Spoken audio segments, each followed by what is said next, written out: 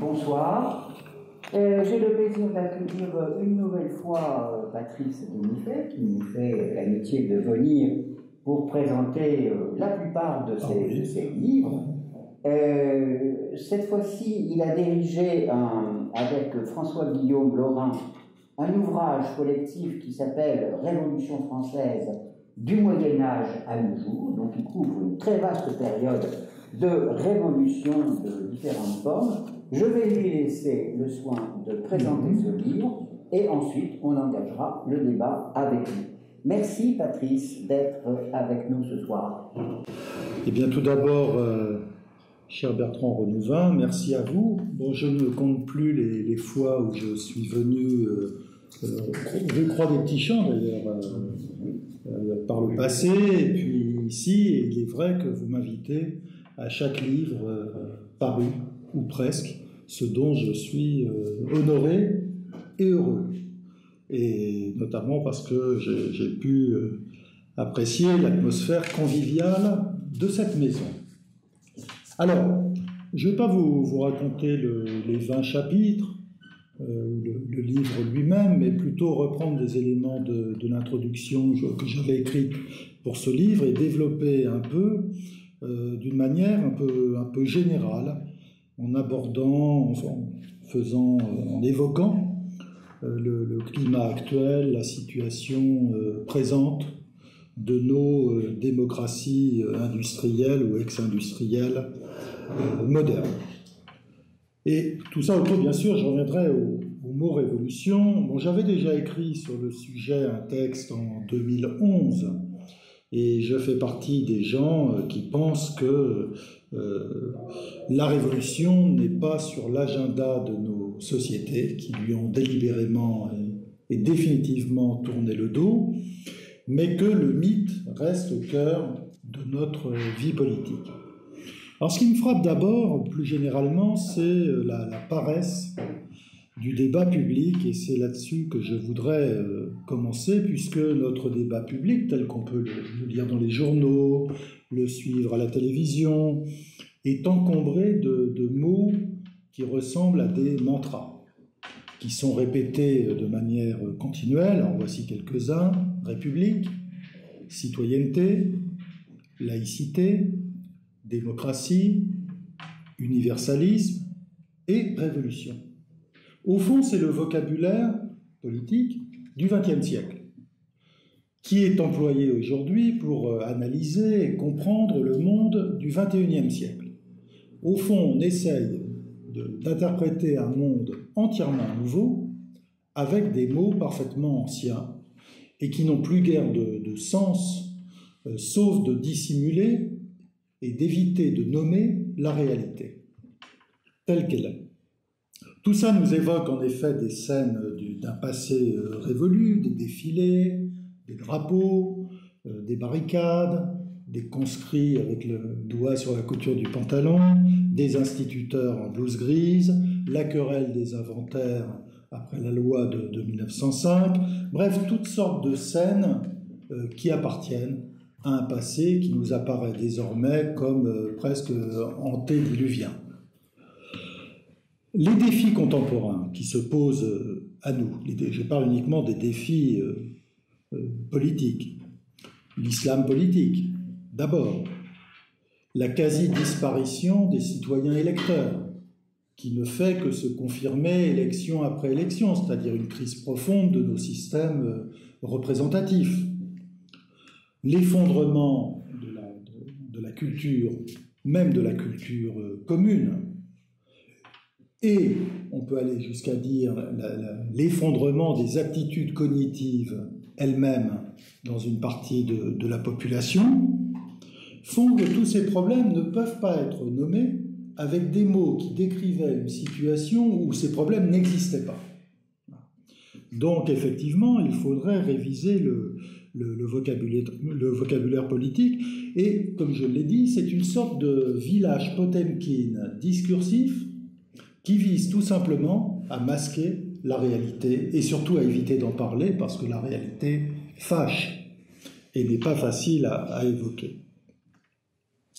Alors, Bon, le constat n'est pas nouveau, mais je crois qu'on peut le soutenir d'autant plus aujourd'hui. Nous vivons sous le règne du faux en matière de débat politique, puisque nous employons des mots qui masquent les réalités dont on prétend parler. Alors, parmi ces mots mantra, il y a le mot de révolution.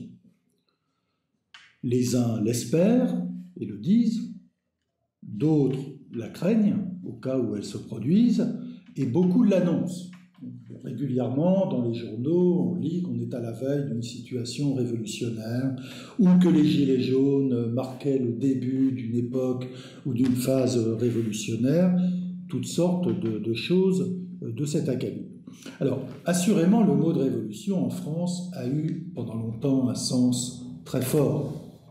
D'abord parce qu'il correspondait à notre expérience, et c'est l'objet de ce livre, de rappeler l'ancienneté des révolutions, et je vais revenir sur les épisodes les plus anciens, et puis aussi parce que la révolution est l'une des idées fondamentales, l'un des concepts fondamentaux plutôt, de la culture politique moderne, depuis le XVIIIe siècle au moins. Donc c'est un concept et c'est une expérience historique fondamentale. Alors, dans ce livre, on a pris le parti d'ajouter aux épisodes révolutionnaires reconnus, acceptés, tous procédant de la Révolution française de 89, des épisodes plus anciens dont le caractère révolutionnaire peut être évidemment discuté, puisque 89, de ce point de vue, marque une rupture radicale dans la manière de concevoir l'action politique et dans la manière de concevoir l'avenir. En effet, tous les épisodes antérieurs à 89, et on peut citer les innombrables jacqueries qui scandent l'histoire française, et européenne d'ailleurs, on peut aussi citer des soulèvements armés comme ceux de la Fronde, soit la Fronde nobiliaire, soit la Fronde des villes. Dans tous les cas, il s'agit toujours, avant 89, d'un appel au roi qui est la figure légitime incontestée. Comme on le sait, il n'y a pas de républicain au moment où commence la Révolution française. Le roi est le souverain légitime, il est le garant et le représentant d'un ordre considéré comme naturel, et il est le protecteur de la communauté. Si bien que toutes les révoltes en appellent au roi contre l'action des agents du roi, essentiellement les agents du fisc, et on peut tout à fait comprendre le soulèvement armé des paysans contre les agents du fisc. On regrette qu'aujourd'hui, il n'y ait pas suffisamment de jacquerie contre le fisc, antifiscal. Mais bref, c'est donc essentiellement un appel au roi de justice pour qu'il répare des torts, des injustices, ou dans les cas plus radicaux, plus extrêmes, pour que l'on rétablisse le royaume dans sa constitution fondamentale, dans le respect de ses lois fondamentales, et donc que l'on rétablisse les équilibres qui fondaient la société d'Ancien Régime. Si bien que la révolte ou la révolution, entre guillemets, avant la Révolution française, c'est la dénonciation de ce qui est au nom de ce qui fut. Fondamentalement, c'est ça. Au fond, toute révolution avant 89, et c'est également vrai dans le cas de l'Angleterre, tant en 1640 avec Cromwell qu'en 1688 avec après la chute d'Estuarts.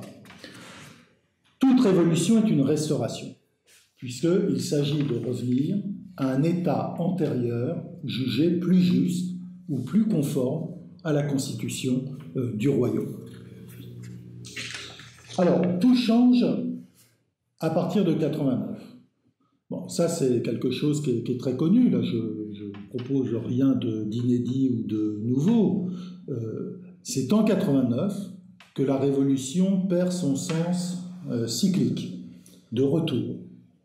Avant 89, la révolution, c'est le mouvement des astres, c'est le mouvement biologique, le processus biologique, la naissance, la maturité, la mort. C'est l'idée de la régénération des empires, une vieille idée qui vient de l'Antiquité, que les empires croissent, puis décroissent, périssent et renaissent sous une autre forme en se régénérant.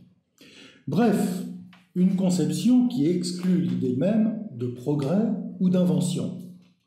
Tout se déroule dans un cercle connu, en suit les différentes phases, et l'histoire est un perpétuel recommencement. Ce recommencement, c'est le moment où l'intervention du roi auquel ces sujets ont fait appel permet de régénérer les institutions ou le royaume, de revenir à son essence fondamentale, et le cycle reprend. Donc si il y a bel et bien souvent le rêve d'un âge d'or, l'idée que le présent est insupportable et qu'il faut revenir, y compris par la violence, vers cet âge antérieur, vers cet idéal, cet état d'idéal où les choses étaient organisées et fonctionnaient de la manière qui convient. Le regard est toujours non pas vers demain, vers l'avenir, mais toujours vers hier. L'âge d'or, il est dans le passé, systématiquement. Et ça, c'est l'un des traits fondamentaux de la mentalité, de la culture, de la sensibilité d'Ancien Régime, qui est toujours de regarder derrière soi. Comme si, dans l'idée que derrière soi se situe la vérité, et pas devant. Et devant, au fond, c'est le domaine de l'espérance, mais le domaine de l'espérance est un domaine religieux, il n'est pas un domaine ou un paramètre politique. La politique consiste à corriger le présent lorsque les choses ont dévié et à les ramener à leur point d'équilibre antérieur. En 89, rupture, non pas soudaine dans l'ordre intellectuel, parce que la rupture dans l'ordre intellectuel a déjà eu lieu, mais rupture soudaine dans l'ordre politique. Puisque cette fois, le terme de révolution ne désigne plus une restauration, mais il désigne une invention et une fondation. Faire la révolution, désormais, ce n'est plus rétablir, c'est créer, c'est inventer, c'est instaurer, c'est fonder. Alors il ne s'agit plus de rétablir un ordre ancien jugé naturel, plus juste, plus légitime, mais d'inventer un ordre nouveau. Donc le passé ne fait plus autorité et la durée ne prouve rien. Alors que sous l'Ancien Régime, la durée, c'est l'autorité majeure, définitive. Les choses sont justes parce qu'elles sont consacrées par la durée, par la prescription historique. Une chose qui dure est une chose qui forcément n'est pas entièrement mauvaise, qui a sa justification et qui a ses mérites. Avec la Révolution, le passé n'est plus une autorité. Au contraire, le passé devient un contre-modèle dont il faut se débarrasser. Et donc je cite, je vais vous redonner la courte citation de Rabot-Saint-Étienne, en 88, un an avant la Révolution, où il s'interroge sur les pouvoirs du tiers-État, et voici ce qu'il dit. Donc il parle de la convocation des États généraux, et il dénonce le fait qu'ils ont été convoqués sur la base de la tripartition des ordres et du vote par ordre. Et voici ce que dit Rabot-Saint-Étienne, futur Girondin, futur guillotiné en 93. Pour justifier ces formes et ces lois de la convocation, on s'appuie de leur ancienneté. Mais l'ancienneté d'une loi ne prouve rien d'autre, sinon qu'elle est ancienne. On s'appuie de la possession ancienne de droits et de privilèges. Mais la possession passée n'est pas un droit à une possession éternelle. Autrement, il ne faudrait jamais rien changer, même les abus, car les abus sont une possession aussi.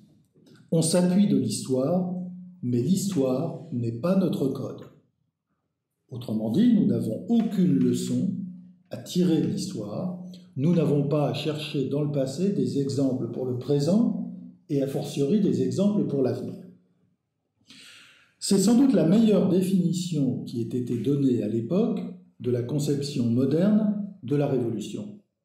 Autrement dit, une tentative radicale pour refonder à neuf sans s'enraciner dans aucune tradition, sur la base exclusivement de principes rationnels déduits par la raison philosophique. Alors le passé, à partir de 89, apparaît comme l'ennemi à renverser, le malheur à éradiquer et l'obstacle qu'il faut vaincre pour établir le règne d'un ordre plus juste. Alors comme je l'ai dit, cette révolution, plutôt cette mutation, cette métamorphose dans l'idée de révolution, n'est politique qu'après avoir été intellectuelle. Et le meilleur analyste de ce qui s'est passé reste Hippolyte Taine, qui certes était un peu anglais sur les bords, il regrettait que les Français ne soient pas des Anglais, il pensait que si on avait pu être des Anglais, on aurait été plus heureux que l'on était, mais néanmoins, il propose au début des origines de la France contemporaine une analyse qui n'a pas d'équivalent dans le domaine de l'histoire ou de la philosophie politique. Et il nous explique ceci, que si on veut comprendre la Révolution, il faut remonter au moins au règne de Louis XIV. Et que la Révolution, dans l'ordre intellectuel, change de signification par la convergence de deux mutations profondes. La première concerne le domaine du savoir. C'est l'avènement de la science. C'est Descartes. La Révolution, d'abord, c'est la faute à Descartes. Parce que la science, à partir du XVIIe siècle, adopte une méthode de déconstruction. Observation des phénomènes naturels, décomposition de ces phénomènes naturels pour en trouver les lois sous-jacentes, et à partir de la connaissance ou de la découverte de ces lois premières, explication du fonctionnement de la nature et de ses relations. Il ne s'agit que de science, il s'agit de comprendre le fonctionnement des abeilles, ou des plantes, ou des corps célestes. Il ne s'agit pas de politique au XVIIe siècle, que de science. Arrive là-dessus au même moment une autre révolution. Et là, la révolution, c'est plus la faute à Descartes, c'est la faute à Vaugelas, le grand maître du style et de la langue classique, de la pureté de la langue française, qui va d'ailleurs en faire l'universalité pour plus d'un siècle, parce qu'elle sera tellement parfaite que tout le monde pourra l'apprendre. Bien que la langue classique n'a pas la simplicité de l'anglais, langue universelle d'aujourd'hui. Et Taine nous explique ceci. Taine était très anglais par tempérament, par sympathie, mais ça veut dire aussi qu'il connaissait très bien la littérature anglaise, dont il a écrit une grande histoire. Et il nous dit, l'esprit classique, la langue classique, quels en sont les effets? Eh bien d'abord, une épuration majeure, inimaginable, du vocabulaire, un appauvrissement du vocabulaire de la langue française. Et il compare les dizaines de milliers de mots que l'on trouve dans les tragédies de Shakespeare et les 2000 mots qui forment le vocabulaire de Racine. Un appauvrissement terrible du langage si on rapporte les écrivains de la fin du XVIIe siècle et du XVIIIe siècle à leurs devanciers, et par exemple à Rabelais. Rabelais qui reste un auteur de la langue ancienne, c'est-à-dire avec une profusion de vocabulaire, des inventions de mots, pour décrire des réalités auxquelles ne correspond aucun mot connu. Donc Rabelais invente, il modifie la grammaire, la syntaxe, il ajoute des parenthèses, comme dit Taine, des enfilades de citations, de mots, etc. À partir de Vaugelas, c'est terminé. La langue est un carcan qui se plie à une forme, une syntaxe, qui est supérieure au contenu de ce qui est décrit. L'effet de ça dans le domaine donc, de la littérature, tout comme la démarche scientifique, ne vaut que dans le domaine de la science. Eh bien, c'est d'abord la généralisation. Ensuite, la perte du sens de la réalité des choses. Et Taine observe très justement que le théâtre se remplit d'abstractions, tandis que les personnages réels disparaissent.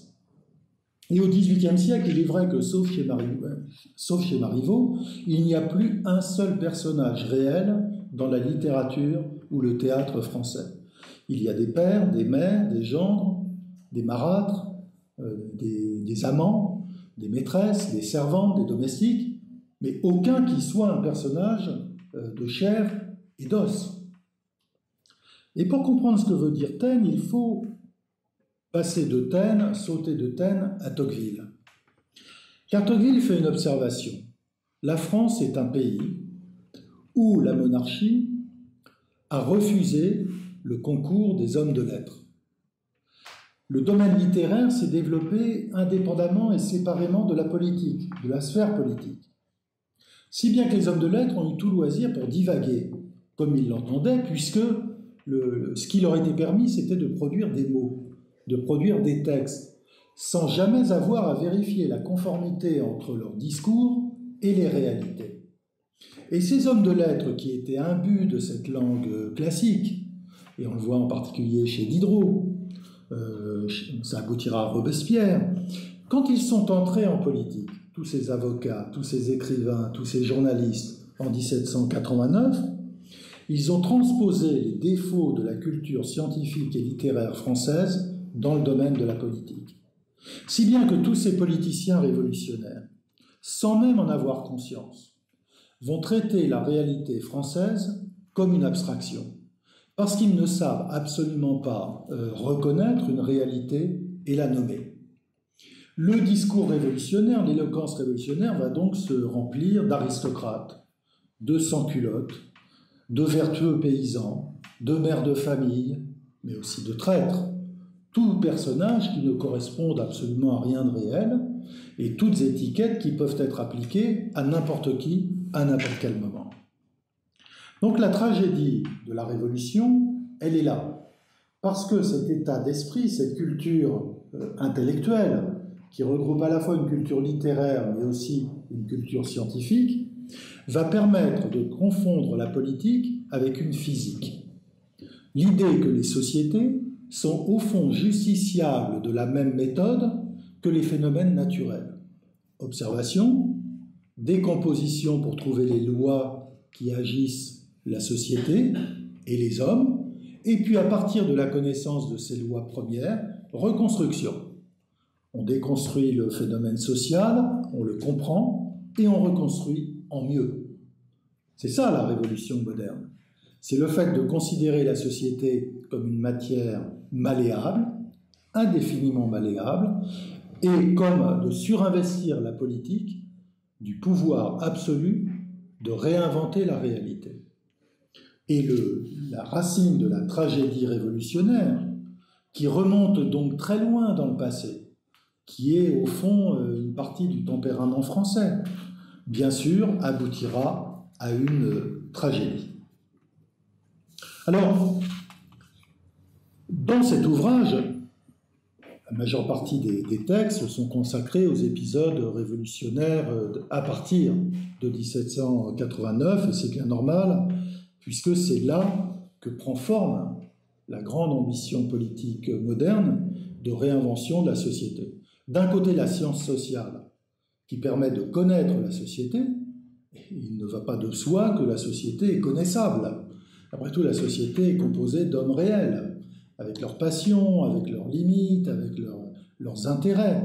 Donc l'idée même d'une science sociale qui va se répandre tout au long du XIXe siècle et du XXe siècle, elle a triomphé. Aujourd'hui, la sociologie est la première des disciplines, est une notion qui demande à être vérifiée. Il n'est pas certain que les sociétés soient aussi faciles à connaître qu'un automate ou une rotative d'imprimerie. Alors, tous les épisodes qui suivent sont plus ou moins apparents avec la Révolution française, bien sûr, même si aucun n'atteint en intensité ce qu'a été la Révolution de 1789. Donc, à côté de 89, bien sûr, 1830, 1848, 1871, tout ça fait assez pâle figure, parce qu'il s'agit soit de crises politiques qui ont dérapé, qui n'ont pas trouvé la solution politique qu'elles auraient pu trouver, comme en 1830 ou en 1848. Après tout, sans les ordonnances, on ne voit pas pourquoi Charles X aurait été renversé. Si on n'avait pas tiré en février 48 Sans doute Louis-Philippe n'aurait pas été renversé, en tout cas pas à ce moment-là. Napoléon III n'aurait pas chuté de son trône sans la défaite de Sedan, ça c'est absolument certain. Et puis, il y a un contexte qui n'est plus celui de 89. Par exemple, en 71, la Commune, elle est fille de la défaite, avant tout, et de l'encerclement de Paris. Mais bref, néanmoins, tous ces événements tournent dans le cercle qu'a défini la Révolution de 89, puisqu'on voit se former des mouvements sociaux, des mouvements politiques, qui aspirent à dépasser le simple changement de régime pour refonder la société, pour finir ce que la Révolution de 89 n'a pas réussi à finir, voire pour changer l'homme. Alors ça sera les mouvements insurrectionnels qui éclatent dès le début, avec le sac de Saint-Germain-l'Auxerrois, c'est 1831, donc dès le début de la monarchie de Juillet, avec des répressions vraiment très violentes, là, comme de la révolte des Camus à Lyon, et puis bien sûr, en 1848, au moment de l'affaire des ateliers nationaux, l'insurrection de juin réprimée dans le sang. Et puis après 70, l'insurrection de la Commune que Thiers va écraser. Donc, au fond, l'espérance révolutionnaire, parce que maintenant on peut parler de la Révolution comme d'une espérance politique, c'est-à-dire que l'espérance qui était une notion spirituelle, religieuse, c'est presque le cœur du christianisme, l'espérance est passée dans la sphère politique au XIXe siècle. Donc même si ces révolutions sont des crises plus ou moins graves, plus ou moins évitables, plus ou moins limitées, néanmoins on voit cette aspiration, cet esprit révolutionnaire imprégner ces crises, même limitées. Et quoi qu'on se moque souvent de mai 68, eh bien néanmoins, on voit encore en mai 68 se manifester cet esprit et cette espérance qui nous aura donc accompagnés dans notre histoire nationale pendant 2 siècles. Ce n'est pas rien à l'échelle de l'histoire, 2 siècles. Donc la Révolution a été vraiment notre expérience, avant de devenir, dans la version française, l'expérience, malheureusement, d'autres pays, la Russie, la Chine, le Cambodge, etc., un peu en Amérique latine, etc., etc. Alors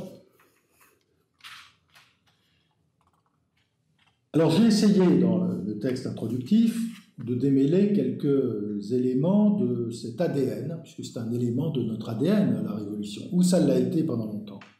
Et j'avais distingué 4 éléments sur lesquels je vais revenir très, très brièvement. D'abord, la Révolution absolutise la souveraineté du peuple, puisqu'elle place le peuple à l'origine même du droit. Donc, la souveraineté du peuple n'est pas équilibrée ou limitée par le droit, comme c'est le cas dans la tradition anglo-saxonne. La souveraineté du peuple est à l'origine du droit. Et ce que nous entendons, plutôt notre conception actuelle des droits de l'homme, n'est pas la conception révolutionnaire. Parce que dans la conception révolutionnaire de 89, il n'y a de droit que consacré par la loi, qui peut soit reconnaître l'entièreté du droit, mais qui peut aussi le limiter. Par exemple, la proclamation de la liberté de conscience aboutit aux lois qui limitent l'exercice de la liberté religieuse. Et il n'y a pas de contradiction. C'est qu'il appartient au peuple souverain, autrement dit au législateur, de donner un contenu à l'idée des droits. Aujourd'hui, les droits de l'homme s'imposent à la loi faite par le législateur, autrement dit par le peuple. À l'époque, pas du tout. Le droit est variable en fonction de la volonté changeante du peuple souverain, qui est la source de toute légitimité et de tout droit. Ça veut dire que la conséquence, c'est non seulement que la France ignore en grande partie l'idée même, la notion même du droit, en tout cas depuis 1789, mais que les institutions vont être par définition très fragiles, toujours menacées. Tout simplement parce que ce que le peuple a fait, il peut le défaire. Voilà. Et rien ne le limite dans ce pouvoir qui est le sien, puisqu'on ne reconnaît pas une sphère du droit indépendante. D'ailleurs, La preuve en est donnée le 10 août 1792, puisque ce jour-là, la foule parisienne renverse au nom prétendant incarner la volonté du peuple, avec le roi, la Constitution, que les constituants ont péniblement rédigée pendant 3 ans. Ce qui veut dire que la légalité qui est issue de la Révolution est renversée en 1792, et à partir du moment où on a renversé la Constitution en même temps que le roi, il n'y a plus de légalité possible. Et c'est l'explication principale du fait que nous avons connu 13 constitutions quand les Américains n'en ont eu qu'une seule, une fois passé l'épisode des républiques de 1776. Ça a des conséquences très importantes. D'abord, un mépris du droit qui n'a pas d'équivalent dans un autre pays, à ma connaissance. La France est championne pour ça, si peut-être en Amérique latine, mais je ne vois pas d'autre équivalent à la situation française. Ça ne veut pas dire que si les institutions sont fragiles, ça ne veut pas dire que le pouvoir est faible. Au contraire, le pouvoir est fort en France, puisqu'il peut se permettre à peu près tout. Il lui suffit, il a ses préfets, il a le système des décrets, rien ne lui est interdit en réalité.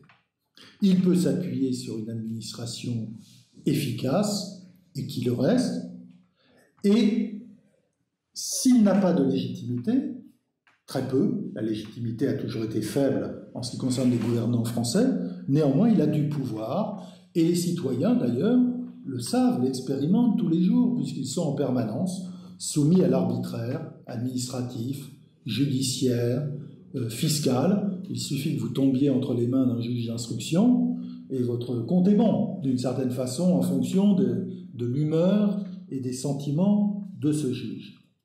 Donc une autorité sans légitimité, mais une autorité qui possède beaucoup plus de pouvoir qu'ailleurs, que dans aucun autre pays civilisé. Alors, le pouvoir en France ne rencontre aucune limite réelle dans le droit ou dans les institutions, mais d'un autre côté, la confiance qui soutient les régimes solides, les régimes fiables, lui fait absolument défaut. Ce qui fait que notre histoire politique, depuis 2 siècles, elle oscille entre révolution et arbitraire du pouvoir.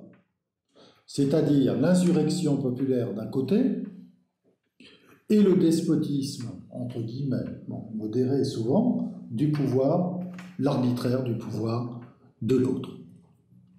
Et on pourrait se demander quel est le secret de la stabilité, pas de la stabilité politique, mais du fait qu'il n'y ait pas eu plus de révolutions que nous n'en avons connues. Et je pense que là encore, c'est Tocqueville qui nous donne la réponse.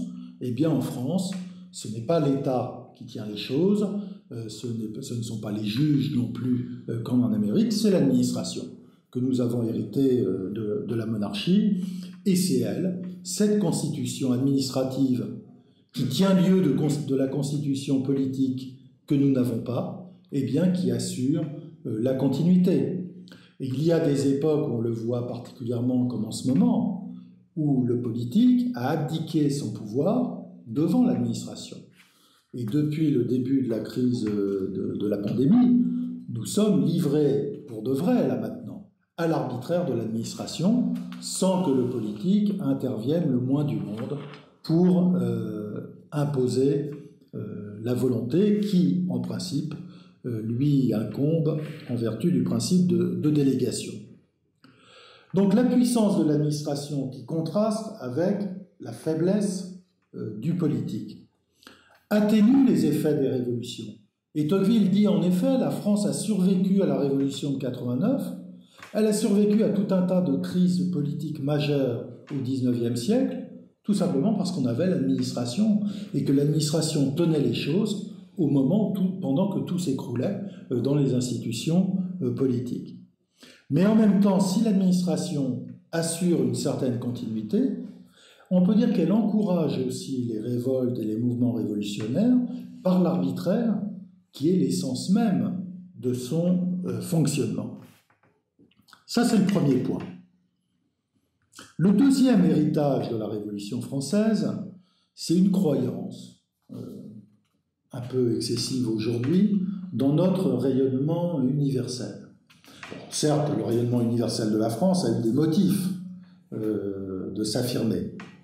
Le roi Soleil, le règne de Louis XIV, la philosophie au XVIIIe siècle qui a rayonné dans toute l'Europe.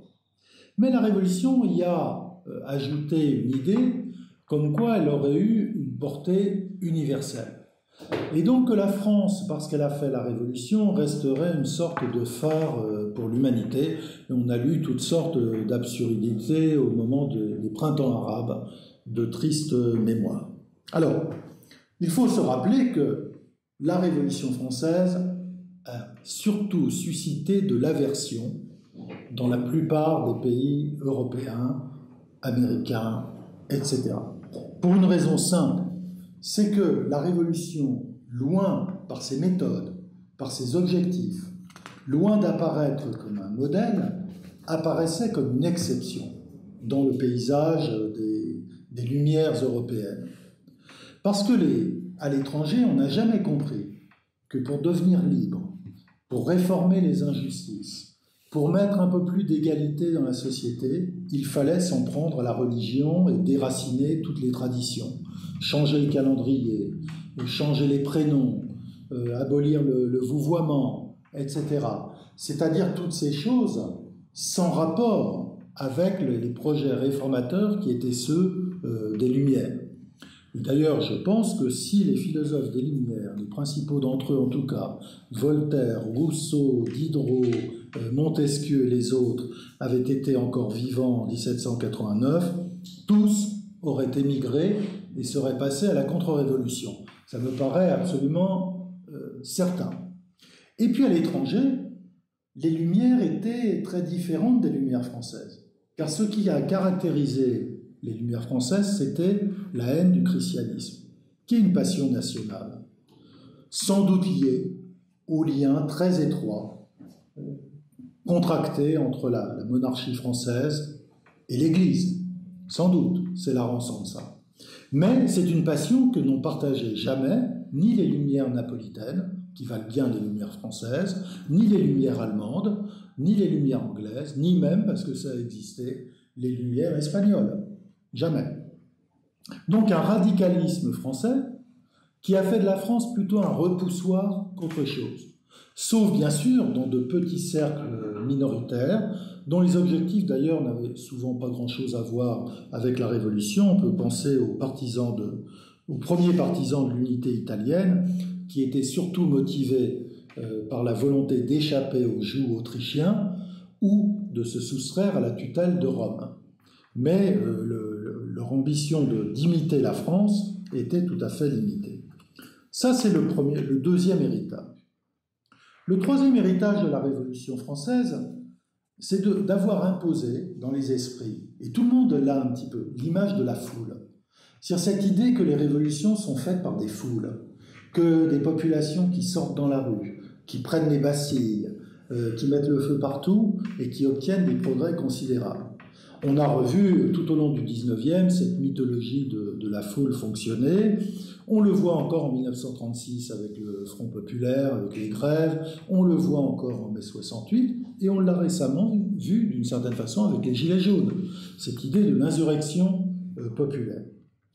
Alors bien sûr, tout ceci est une mythologie, puisque, on le sait, la Révolution française a été l'affaire de petites minorités. Et dans la Révolution française, le peuple, c'est un principe de légitimité, mais ce n'est pas une réalité sociologique. Les Français de 1789 étaient comme sont les Français d'aujourd'hui. Ils songeaient avant tout à leur vie, à leur métier, à leur possession, plutôt qu'à faire la révolution dans la rue. Et sauf mobilisation éphémère lors de manifestations comme le 14 juillet, eh bien, on ne voit s'agiter sur la scène révolutionnaire que des minorités. Je vous renvoie à l'anecdote que je cite. Bon, elle est amusante. Je ne sais pas si j'ai le temps de vous la dire. Voilà, c'est en 1790, le 19 juin, se présente une députation à l'Assemblée constituante conduite par Anacharsis Clotz, baron prussien de naissance, qui se fait appeler l'orateur du genre humain.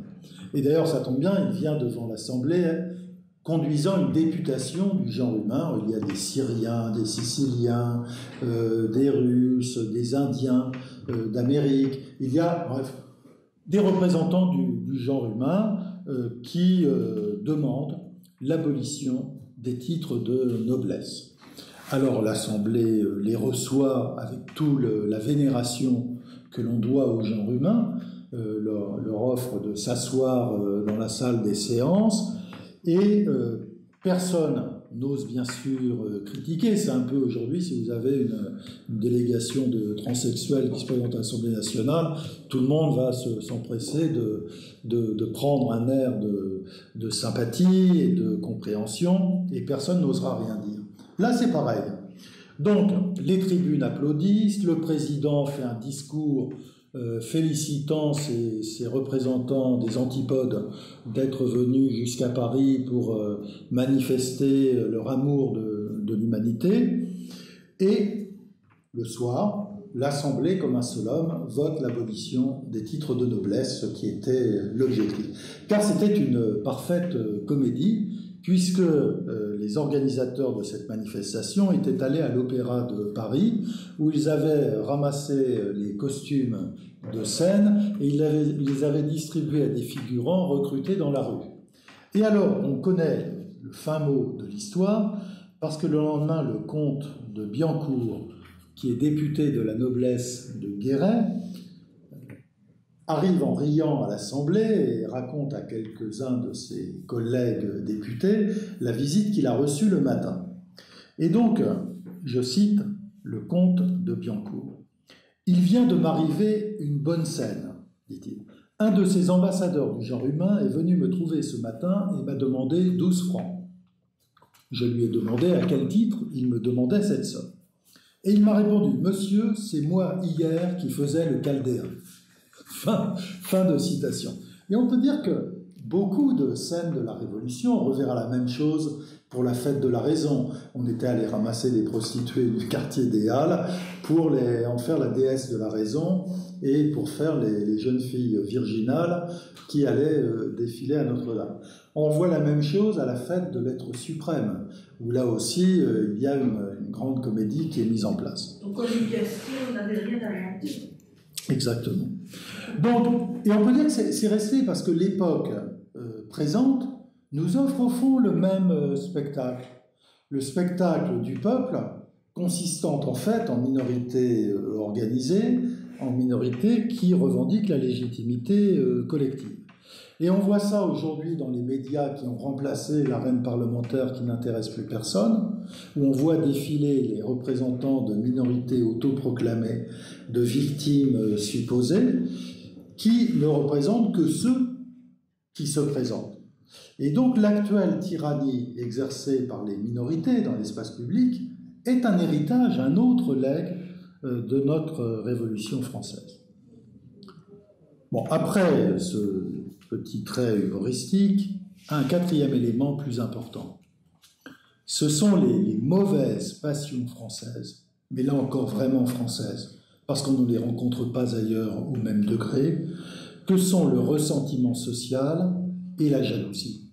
C'est-à-dire un degré d'inacceptabilité des inégalités qui n'a pas d'équivalent ailleurs. La France est un pays réfractaire à l'inégalité. Sans doute était-ce le cas avant la Révolution française. Et ça a joué dans le déclenchement de la Révolution française, qui n'est pas un mouvement pour la liberté, pour l'égalité, pour la fraternité. Ça, ce sont les mots qui entoureront l'événement. La Révolution française, c'est avant tout une explosion de ressentiment, où les domestiques se vengent de ceux qui les emploient, où le compagnon se venge de l'artisan qui le paye trop mal, etc., etc. Où les gens qui possèdent sont attaqués en tant que tels. C'est l'esprit sans culotte que l'on a vu ressurgir jusqu'à l'épisode des Gilets jaunes, avec ces gens qui trimbalaient des guillotines, ces simulacres d'élection, et cette ambiance vraiment ce tempérament de sans culotte qui est un tempérament français. Alors sans doute est-ce dû aussi au fait que nous n'avons pas d'aristocratie au sens politique du terme. Nous n'en avons jamais eu depuis la fin du Moyen-Âge. La monarchie a fait alliance avec le tiers-État et s'est au fond grandi en abaissant la noblesse. Si bien que la noblesse française, avec ses possessions, avec ses privilèges, avec ses droits, avec sa mystique et sa morale particulière, n'est jamais devenue une aristocratie, comme la gentry est devenue une aristocratie en Angleterre. Et nous n'avons pas cette classe intermédiaire entre le roi et le peuple qui favorise l'acceptation des inégalités et qui du même coup apaise la société, même si la société anglaise a été très brutale et très violente.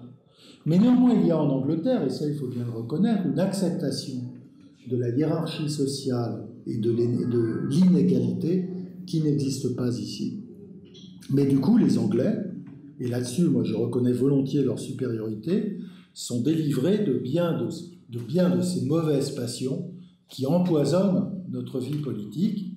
Alors pas tant avant 89, parce que le roi est là pour garantir la cohésion de l'ensemble et la justice, c'est-à-dire de rendre à chacun ce qui lui revient, c'est le principe même du roi de justice, mais depuis la Révolution française, qui a supprimé toute idée de garant ou de caution d'un système, si bien que le ressentiment social est au fond le poison qui ronge notre vie politique depuis 2 siècles. Par exemple, je donnerai simplement un exemple. Madame de Staël, libérale, pour la Révolution, contre l'absolutisme, contre le pouvoir social de l'Église, mais partisane de l'inégalité. Et c'est d'ailleurs parce qu'elle est partisane de l'inégalité qu'elle défend l'égalité. Et voici ce qu'elle dit. Elle dit « Nous devons proclamer l'égalité en droit, parce que l'égalité en droit et les droits de l'homme en général doivent être le moyen d'en finir avec les inégalités légales, fondées sur la naissance par exemple, afin de rétablir les inégalités naturelles. Car une société viable, une société heureuse, est une société qui reconnaît les inégalités qui existent de par la nature. » Et elle a cette phrase, « Il est antisocial de vouloir réduire les inégalités. Au contraire, il faut leur donner le champ libre. Mais simplement, il faut assurer au départ que tous aient la possibilité de développer leur potentialité, leur talent ou leur capacité. » Dernier point. La Révolution nous a légué notre philosophie de la politique et de l'action de la politique. D'ailleurs, plus généralement, on pourrait dire que c'est un héritage des Lumières. Les Lumières nous ont inculqué l'idée que par l'action, et par l'action collective, à condition qu'elle soit appuyée sur la raison, donc qu'elle soit juste, sur le vrai, le juste, eh bien on pouvait changer les choses. Au XVIIe siècle, on n'a pas l'idée qu'on peut vraiment changer les choses. Il y a un très beau livre du père de Dominique Fernandez, j'oublie, Ramon. Il a mal fini celui-là. Mais bon, peu importe. Ramon Fernandez, auteur du meilleur livre qu'on ait jamais écrit sur Molière. Et Ramon Fernandez dit Molière rit de choses atroces en réalité. Et il en rit parce qu'on ne peut pas les changer. Et c'est parce qu'on ne peut pas les changer, ça fait partie de ce que le monde, la vie, ont d'affreux. Il y a des gens disgraciés, il y a des gens malheureux, il y a des souffrances inimaginables, c'est la vie, c'est comme ça. Et donc Molière préfère en rire plutôt que d'en pleurer. Mais Fernandez dit, au XVIIIe, c'est fini. Parce que précisément la science a appris aux hommes que si on comprenait les choses et qu'on s'en donnait les moyens, on pouvait les changer. On pouvait réparer les injustices. On pouvait mettre fin aux disgrâces, aux malheurs humains, à toutes ces choses de la vie dont on s'accommodait auparavant. Et donc, dit-il, on ne rit plus au XVIIIe siècle. Et effectivement, dans Rousseau, dans Diderot, on ne rit pas, jamais, parce que l'injustice peut être combattue et corrigée et réparée. Et donc cette croyance à la possibilité de réformer le monde, de le rendre meilleur, a infusé d'une certaine façon dans toute l'Europe, et uniquement en Europe, dans son prolongement américain, son prolongement australien, mais ça ce sont des contrées qui ne comptent pas vraiment. Ça a diffusé dans toute l'Europe, parce qu'en dehors de l'Europe, il n'y a que de la fatalité. Dans l'Est de l'Europe, c'est-à-dire en Russie, la fatalité domine. Toute la littérature russe est dominée par l'idée du malheur qui s'abat sur vous. L'Asie est le monde de la fatalité, où l'idée même que l'on puisse s'opposer au monde tel qu'il est, ou le changer, est une chose aberrante. Le monde musulman est un monde de fatalité, où il faut se soumettre aux écrits et aux dits du prophète. Le monde des Aztèques, des Incas, qui sera bouleversé par les conquistadors, est un monde de la fatalité. La fatalité, c'est ce qu'il y a de plus commun, le sentiment que les choses sont fatales, qu'il faut se soumettre à ce qu'on ne peut pas corriger. C'est le sentiment le plus répandu dans l'humanité, dans la plupart des cultures, sauf en Europe. L'Europe a une culture de la volonté qui a des origines très anciennes, la cité grecque, Rome, le christianisme aussi, bien sûr. Mais il est sûr qu'au XVIIIe, les Lumières ont transformé ça en un projet politique, une possibilité d'action politique. Alors, il est certain que ça a eu des effets à la fois positifs, parce qu'il est vrai qu'il n'y a qu'en Europe que l'on a assuré aux populations une qualité de vie et un niveau de sécurité inconnu ailleurs. Mais d'un autre côté, ça a donné les philosophies de l'histoire meurtrières, à partir du moment où on attribuait à cette possibilité un pouvoir absolu de changer les choses. Parce que le marxisme, notamment, eh bien, sort de cette pensée libérale du XVIIIe siècle. Il en est un rejeton. Après tout, Marx, c'est le rejeton d'Adam Smith, de la pensée du XVIIIe siècle. C'est pas son contraire. C'est simplement une des variantes. Le marxisme est une des variantes, ou une des possibilités ouvertes par la philosophie des Lumières, comme le libéralisme économique que défendent Smith et quelques autres, ou Constant. C'est-à-dire cette idée que l'homme, certes, se heurte à des limites, mais que, comme disait Tocqueville, dans ces vastes limites, l'homme est libre. C'est-à-dire qu'il peut changer beaucoup de choses par son action appliquée et intelligente. Et au fond, c'est le texte que j'avais écrit en 2011, mais je n'en changerai pas un mot 10 ans après, c'est cette croyance-là, qui est d'un côté la croyance à la révolution. Mais comme je dis, la révolution, elle n'est qu'une modalité des possibilités ouvertes par les Lumières. C'est cette croyance à la politique comme capacité de changer collectivement ou individuellement, peu importe, les choses qui s'est écroulée récemment. Et je crois que la grande révolution d'aujourd'hui, c'est le contraire d'une révolution. C'est-à-dire, c'est le fait que la fatalité s'est abattue, ou le sens de la fatalité s'est abattu sur le continent qui avait le plus cultivé l'idée du volontarisme. Intelligent, éclairé, modéré ou radical, peu importe. Mais l'idée que l'homme a le pouvoir de se rendre maître, certes dans une mesure relative, de son destin. Et c'est ce qui faisait la grandeur de l'Occident, au fond. C'est ça la grandeur de l'Occident. C'est de croire au pouvoir des hommes d'influer sur leur destin. Et ce qui s'est effondré à la fin du XXe siècle, et l'événement symbolique, c'est la chute de l'Union soviétique, non pas que je la regrette, mais c'est parce que la chute du communisme a entraîné symétriquement la chute de la philosophie libérale.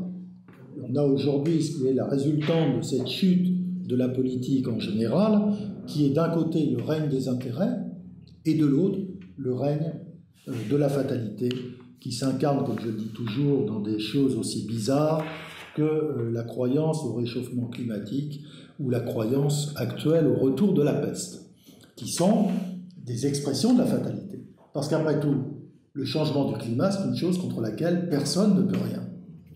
Le climat a toujours changé, la Terre se réchauffe, elle se refroidit, Certains scientifiques nous disent aujourd'hui qu'en fait, elle se refroidit, elle continue. Nous sommes toujours dans une période de refroidissement, petite oscillation qui durera peut-être 500 ans, 1000 ans, 10 000 ans, on n'en sait rien. Mais c'est comme ça. Bref, ce qui a rempli notre vie politique et l'espace de discours politique, ce sont des figures de la fatalité. La maladie, le climat, l'écologie. C'est-à-dire des choses qui ne sont pas sous notre prise comme l'étaient les problèmes politiques.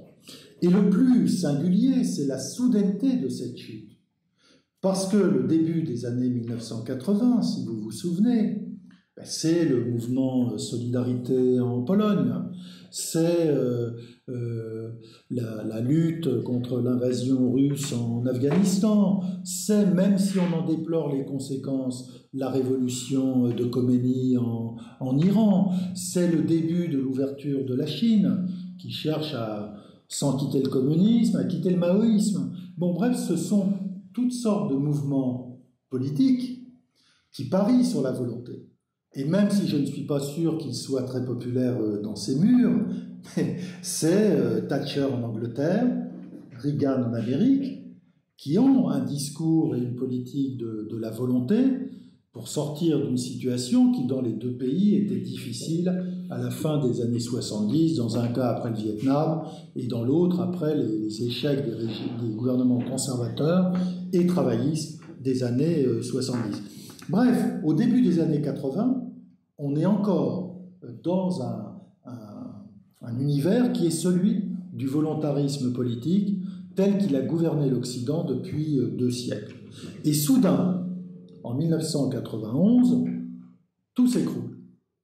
Et on voit la politique disparaître littéralement, notamment devant la puissance envahissante de l'économie. Et on comprend très bien cette émancipation de l'économie, des intérêts par rapport à la politique et par rapport aux gouvernants. C'est que la menace communiste ayant disparu, eh bien le capitalisme n'a plus à se gêner, puisqu'il n'a plus d'adversaire. Et le seul adversaire qui va ressurgir, l'islam politique, n'est pas une menace pour le capitalisme. Il est parfaitement soluble avec le capitalisme, compatible avec le capitalisme. Donc nous avons vécu une révolution presque invisible. Elle a eu des conséquences matérielles très graves depuis 30 ans, mais en même temps presque invisible parce qu'elle s'est faite dans les mentalités. Et donc tout cet héritage du XVIIIe siècle a disparu de nos cerveaux. Et je ne dis pas que je suis le seul qui reste dans l'ancien temps, je suis comme tout le monde. J'appartiens à mon temps. Et donc, j'ai moi aussi subi les effets de cette révolution mentale qui, du coup, a dévalué aussi le prix que nous attachons à la politique, qui a dévalué l'importance que nous attachons au choix de nos gouvernants, par exemple. Et en particulier la désaffection politique massive maintenant des citoyens vis-à-vis de la chose politique est aussi liée à ça, c'est-à-dire qu'on a l'impression que ça ne se joue plus là. Et plus vous descendez l'échelle des générations, plus le désintérêt pour la politique est absolu. Et il est vrai que chez les jeunes gens, ceux qui arrivent à l'âge adulte, sauf quelques minorités militantes, mais ça, il y a toujours des gens qui sont intéressés par la politique, le désintérêt est quand même le trait le plus répandu. L'ignorance absolue de l'histoire politique, l'ignorance de ce que peuvent être des idées de droite ou de gauche, bref, ce sentiment que la politique ne dirige plus, ne structure plus, n'organise plus nos existences, et qu'elle n'est pas indispensable pour conduire sa vie, qu'on peut très bien se débrouiller sans la politique. C'est probablement une erreur, mais en tout cas, c'est un fait. L'autre fait, je vais terminer là-dessus, on peut dire que cette évolution a aussi des raisons biologiques, si je puis dire. C'est que les générations qui ont connu les guerres ont disparu ou sont en train de disparaître. C'est vrai en particulier dans le milieu politique. Chirac est le dernier qui a connu vraiment in extremis la guerre. Après lui, Sarkozy n'a pas connu la guerre, Hollande n'a pas connu la guerre, Macron n'a pas connu la guerre, et plus personne n'aura connu la guerre. De ceux qui suivront, sauf si, bien sûr, les circonstances changent. Or, la guerre a toujours été liée à la politique, parce qu'après tout, dans l'histoire des peuples, et notamment des peuples européens, la guerre a toujours été là. Et la guerre donnait à la fois le sens du tragique, rendait la politique une affaire sérieuse, la politique pour Mazarin, pour Richelieu, pour Vauban, pour je sais pas, quel ministre pour Turgot, pour Carnot, pour Napoléon, pour Gambetta, enfin bref, tout le monde, c'est une affaire sérieuse. Pour Mitterrand encore, c'est une affaire sérieuse. Ça a été le grand événement de sa vie, bien sûr, qui lui a dicté bon nombre de ses choix. Or, avec la perte d'expérience du tragique qu'était la guerre, le sérieux de la politique s'atténue. Et ça contribue aussi à son discrédit. Parce que c'est la guerre qui fait que la politique est un jeu sérieux, parce qu'il peut y avoir mort d'homme. Lorsque la guerre se résout à l'administration des choses, au fond, c'est pas très intéressant de s'en occuper ou d'y prendre intérêt. Bref, tout ceci a contribué à notre éloignement par la politique, par rapport à la politique, et donc à cette disparition de ce qui était l'identité même de l'Europe. Parce que l'Europe, je le répète, c'est le continent de la politique. Ça n'existe pas ailleurs. Parce qu'il n'y a qu'en Europe qu'on considère l'avenir, qu'on conçoit la possibilité de l'action et qu'on conçoit la possibilité qui va avec, qui est celle du progrès. Cette idée que demain sera meilleur qu'hier. Qui est la forme modérée de l'esprit révolutionnaire? L'esprit révolutionnaire, c'est demain sera absolument et radicalement meilleur qu'hier, parce qu'hier était radicalement mauvais. La version modérée, c'est de dire nos enfants vivront mieux que nous. C'était finalement le grand mobile de la plupart des gens du XXe siècle. Donc tout ceci a disparu. Le fatalisme s'est engouffré dans nos cerveaux. Et je crois que on peut maintenant... je vais sauter ça, c'est trop long. La situation dans laquelle nous sommes, fatalité d'un côté, ce qui veut dire résignation, ou alors révolte, sans perspective, sans idée, sans revendication, sans discours, comme celle des Gilets jaunes. Révolte qui est au fond un retour à la vieille jacquerie, puisque c'était un appel au secours lancé à l'État pour qu'il répare, au chef de l'État, qui ne l'a pas entendu d'ailleurs, pour qu'il répare les injustices commises par ses agents. C'est-à-dire qu'on se retrouvait exactement dans la situation d'une jacquerie du XVIe siècle. Donc, explosion de violence momentanée, et sans doute nous en aurons d'autres dans cette situation, qui sont d'ailleurs favorisées par la situation de passivité, de résignation, et au fond de désespérance, qui est l'un des traits les plus sinistres et les plus angoissants de l'époque que nous vivons.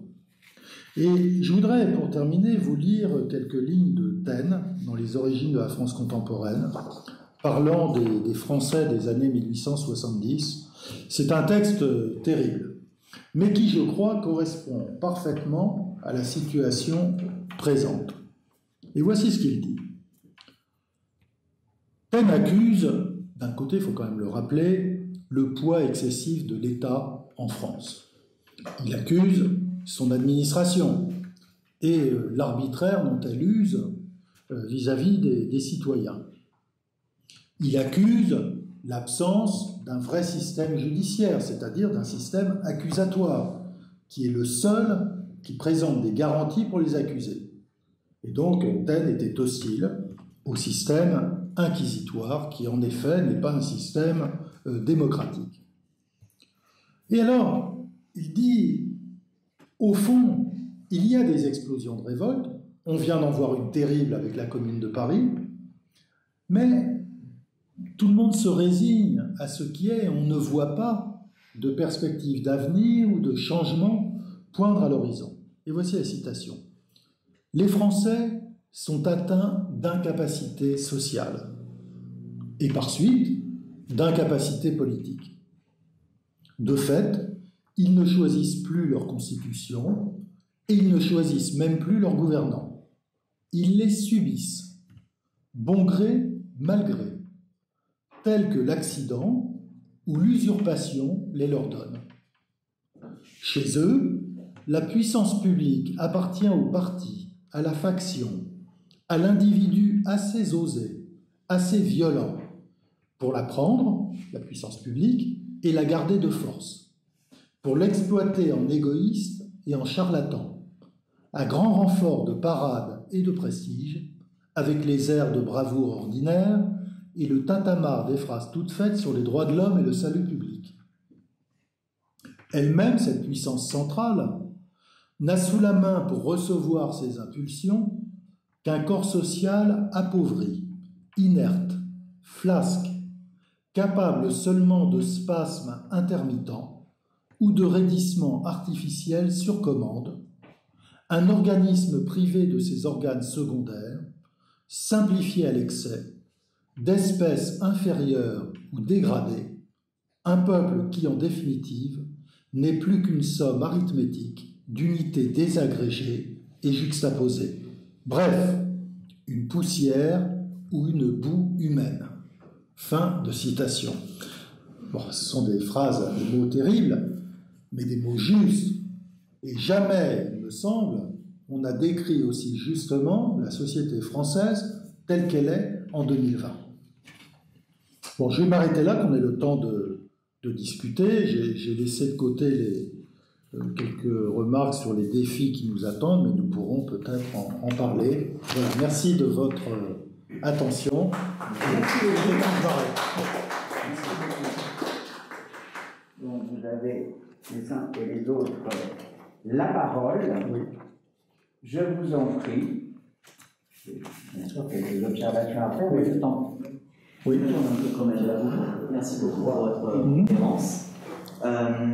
Vous avez parlé à un moment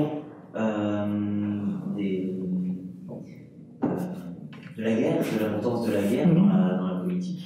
Ce que j'aimerais revenir sur l'importance de l'armée. Parce que bien souvent, en tout cas dans notre histoire, elle termine la Révolution. Oui. C'est le cas de Napoléon, qui est la Révolution française.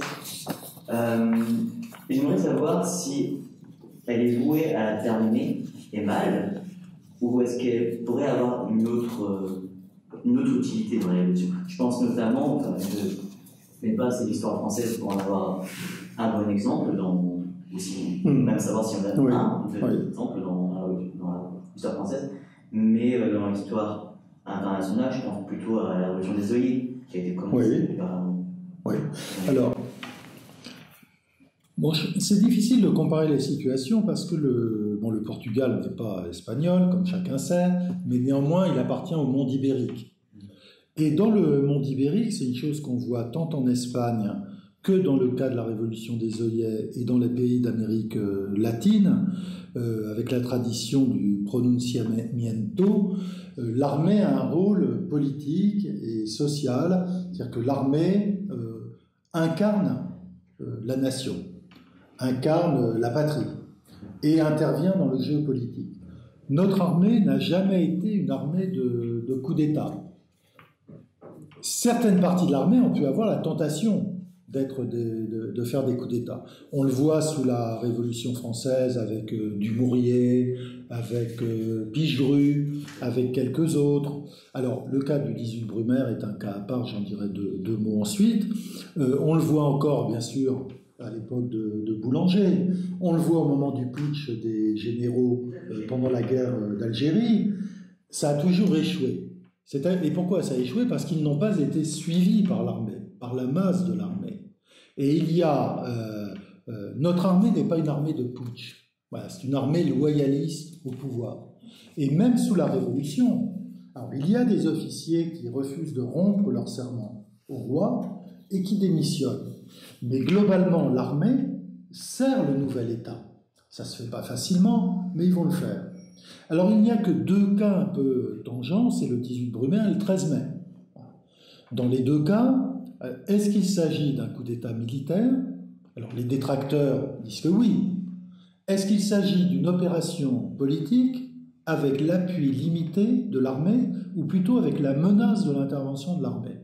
Ça me semble être le cas en mai 58, où c'est une opération civile, parce que c'est De Gaulle, avec l'accord d'une partie de l'establishment politique de la 4e République, Guy Mollet, et même le président de la République, René Coty, qui étaient d'accord. Donc, c'est plutôt un coup d'État civil avec la menace, vous savez, les parachutistes sur la Corse, l'occupation de la préfecture, et avec la menace d'une intervention de l'armée si jamais ça ne se dénoue pas de façon légale et parlementaire.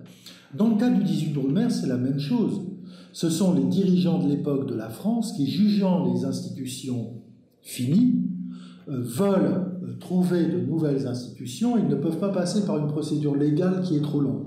Ils veulent brusquer les choses avec le concours de l'armée. Alors là, on peut discuter, parce qu'au final, Bonaparte s'empare à son propre profit de cette opération politique et civile. Alors, c'est peut-être, il faudrait rajouter Napoléon III, le seul vrai coup d'État militaire, mais encore, il faut y mettre des guillemets. Donc, il n'y a pas de... Voilà, l'armée intervient généralement sur réquisition du pouvoir civil.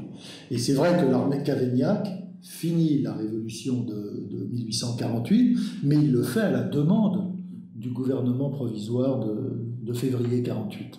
Hein. Et pareil, les répressions de 1830 se font à la demande, à la réquisition du pouvoir civil. Donc notre armée ne joue pas du tout le même rôle qu'elle joue dans les pays de tradition ibérique, où l'armée est la nation. C'est la figuration de la nation en armes. Voilà. Vous aviez une question? Qui doit intervenir? Oui, je vous ai vu lever la main tout à l'heure. Oui. Je veux savoir si la situation actuelle qui est intervenue avec l'élection de Macron et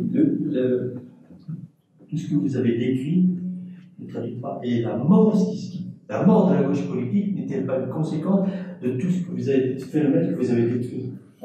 Mais de la droite politique aussi, mon cher ami. Oui. Non? Ah oui. Les deux sont morts ensemble. Il faut qu'il reste quelque chose de... Mais il reste le président. Il reste une force. Attention à peu. Mais il n'y a pas de Quel que force. soit Le domaine politique aujourd'hui, notre président n'a pas de majorité. Il y a un Parlement qui vote ce qu'on lui demande de voter, mais on ne peut pas dire que son pouvoir s'appuie sur un parti. Son pouvoir s'appuie uniquement sur la légitimité fragile qu'il tire du suffrage universel et d'une élection dont les circonstances ont été, je dirais pas douteuses, je crois pas qu'il y ait eu de conspiration, mais en tout cas du fait des circonstances, la légitimité qu'il tire de son élection, avec en plus une participation plutôt faible, fait que sa légitimité est faible. Mais les institutions de la Ve République le protègent. Avec les inconvénients de la chose, c'est que c'est un face-à-face entre un homme et un pays. On n'avait pas vu ça depuis très longtemps, depuis, disons, Napoléon déclinant. Et même encore, il y avait un Sénat qui l'a renversé en 1814. Donc on n'a pas vu ça, on n'a jamais vu ça probablement dans l'histoire française. C'est-à-dire cette situation qu'on retrouve ailleurs, donc c'est quand même le symptôme d'une décomposition politique qui n'est pas seulement française. Regardez ce qui se passe aux États-Unis, où là aussi vous avez un système politique absolument en ruine et un président élu que protège uniquement son élection par le suffrage universel, mais qui là aussi règne dans un désert. Et c'est un peu le problème actuel de la situation française, d'ailleurs qui la rend très angoissante. Ça ajoute à l'angoisse, parce que dans un tel contexte, on se demande de quoi sera fait l'avenir, c'est-à-dire ce qui peut succéder à une telle situation. Et encore, aux États-Unis, c'est pas un vrai suffrage universel. Non. Non, ils sont protégés par le fédéralisme, on pourrait dire. Oui. Le tableau que vous décrivez, ça me fait penser à la thèse de Tocqueville. Nous serions en train de sortir de la démocratie. Ah, nous sommes en train de sortir de la démocratie. Vous savez, c'était un des éléments que je voulais ajouter. La démocratie, quoi qu'on en dise, elle repose sur la communauté. comme ce qu'on appelle les petites patries. Les petites patries. La paroisse, le village, le canton, etc. C'est-à-dire sur le fait, c'était la définition de Renan, c'est à la fois la nation, c'est bien sûr un projet d'avenir, une volonté de vivre ensemble, mais c'est aussi des souvenirs. C'est-à-dire toutes sortes de choses immatérielles qui font qu'on se reconnaît sans avoir besoin de se parler, une manière d'être, etc. Donc, à partir du moment où cette cohésion, qui est indispensable à la vie de la cité, se défait, eh bien, il faut passer de la cité grecque à l'Empire, parce que l'Empire, c'est le seul moyen d'assurer la coexistence de populations hétérogènes, avec des croyances différentes, avec des coutumes différentes. Et l'Empire, de ce point de vue, était admirable, puisqu'il réussit à faire vivre des Chaldéens, pour prendre la députation à l'Assemblée, des Chaldéens, des Celtes, des Scandinaves, des Scandinaves pas trop, ils sont pas montés si haut, mais des Celtes, des Ibères.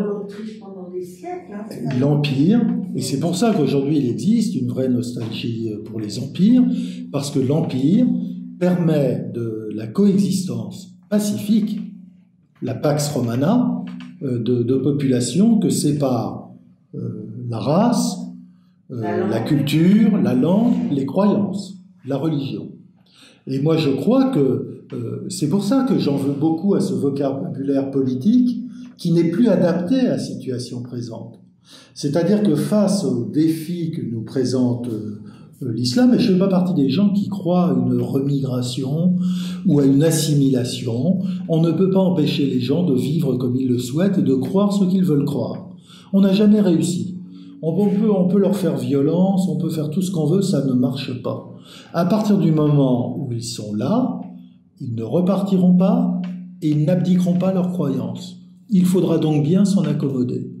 Et je crois donc plutôt à une sorte de paix d'Augsbourg, à partir du moment où les systèmes spirituels et les principes civils et politiques qui en découlent sont incompatibles, et bien une manière d'organiser la coexistence qui nous amènera fatalement un jour à une forme impériale, parce qu'à partir du moment où la cité n'est plus possible, parce que l'homogénéité fait défaut, celle qui résulte non pas de la race ou autre, mais des souvenirs, de la manière de vivre, de se comporter, eh bien, il faut fatalement une autorité qui surplombe et qui assure la justice, au sens ancien du terme, la justice distributive. Et bien sûr, la contrepartie, c'est la perte de la liberté politique. Ah, ça, oui. La Pax Romana, c'est la perte de la liberté, mais c'est le gain de la sécurité. Enfin, pour rebondir, oui. Enfin, alors dans ce cas-là, c'est vraiment on va au bout de l'analogie.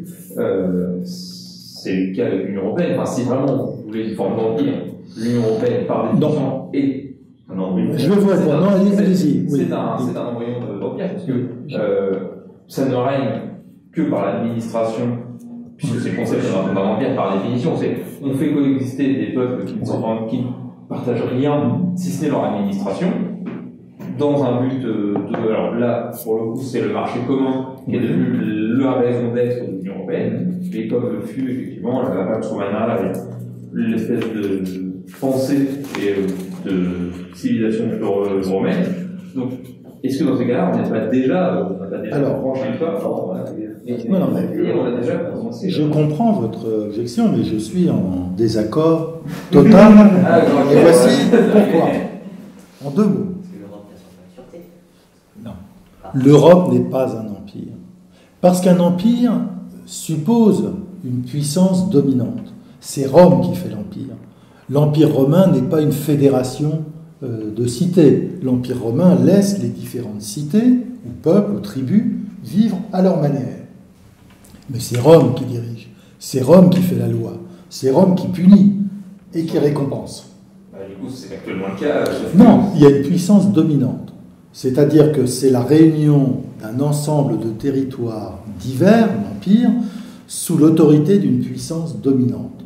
Par exemple, dans les projets de l'abbé de Saint-Pierre sur la paix perpétuelle, c'est-à-dire il a une idée, l'idée européenne. Il veut unir l'Europe. Mais il ne veut pas d'une Europe fédérale. il veut une Europe sous domination française. Parce que pour lui, la France, pour toutes sortes de raisons, est la puissance légitime à dominer le reste du continent et à lui apporter paix et prospérité. Et il dit d'ailleurs, pour faire cette union, il y a un moyen très simple, c'est de relancer les croisades. Tout le monde sera mobilisé dans une cause commune et ça cimentera cette Europe nouvelle. L'Amérique est une fédération et l'Europe rêve d'être une fédération à l'américaine. Mais la fédération américaine ou la fédération suisse, confédération, fédération, on ne sait pas trop ce que sont les Suisses, est fondée précisément sur l'unité, sur l'homogénéité, au moins au moment de la fondation en ce qui concerne les États-Unis. C'est-à-dire que les États-Unis ont été fondés par des colonies anglaises. C'est une création anglaise. Hein. Donc il y a une unité sociale, religieuse des protestants, culturelle, historique, etc., qui fait que ces gens, à égalité, forment une fédération. Les cantons suisses, avec beaucoup de mal, ont quand même réussi à se donner un semblant de fédération parce qu'ils partagent beaucoup de choses. Et d'ailleurs, vous savez, les fédérations qui marchent, il n'y en a pas tant que ça.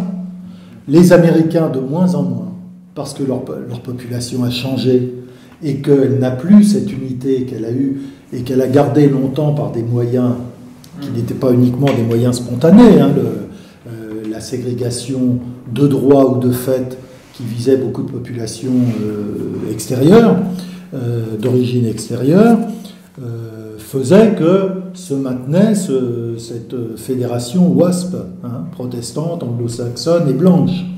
Aujourd'hui, on voit bien que l'existence même des États-Unis, la pérennité des États-Unis n'est plus acquise du tout. On n'est pas à l'abri de voir le Texas proclamer son indépendance puisqu'il a un produit intérieur brut qui est l'équivalent peut-être de celui de la France. Donc avec la Californie et puis le Texas à cause du gaz de schiste, ils pourraient très bien devenir indépendants demain s'ils le veulent. Après tout, ça a été fait par un accord de volonté, ça peut être défait par un autre accord de volonté. Or l'Europe rêve, tout en étant très diverse, parce que l'Europe, ça n'existe pas vraiment.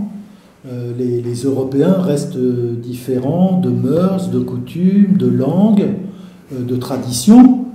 Mais l'Europe rêve de devenir les États-Unis, c'est absolument impossible. Non, mais c'est pas absolument. Il y a une raison, c'est parce que les États-Unis se sont faits à partir d'une table rase. Oui. Mais ce qui n'est pas possible, non? Mais non. C'est pas possible, il y a tous les peuples qui ont une histoire longue. Nous, on a une histoire longue. Eux, ils ont, après l'extermination des Indiens, et effectivement, ils avaient une page blanche pour inventer quelque chose. Donc, on n'est pas du tout dans ce contexte. Alors, peut-être que sans peut-être que l'Europe deviendra un empire sous commandement allemand, mais pas formel. Voilà, une Europe allemande, ça c'est tout à fait possible. Je ne suis pas sûr que ce soit souhaitable. C'est comme ça que vous entendez quand je disais Oui. on ne pensait pas à un empire, on pense effectivement purement pas un empire historique. Oui. C'est vraiment un empire effectivement avec une puissance montante et majeure qui est l'Allemagne. Oui. De fait économiquement, la pensée économique c'est la pensée allemande. Enfin, Bruxelles a été entièrement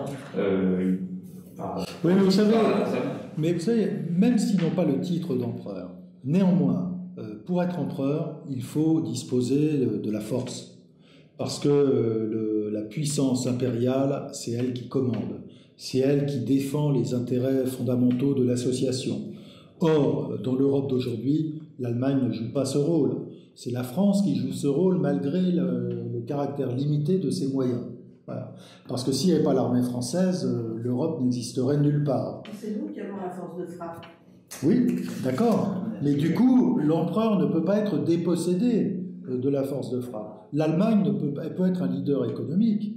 Elle peut imposer ses vues du point de vue de l'économie, mais elle ne peut pas être un leader politique de l'Europe.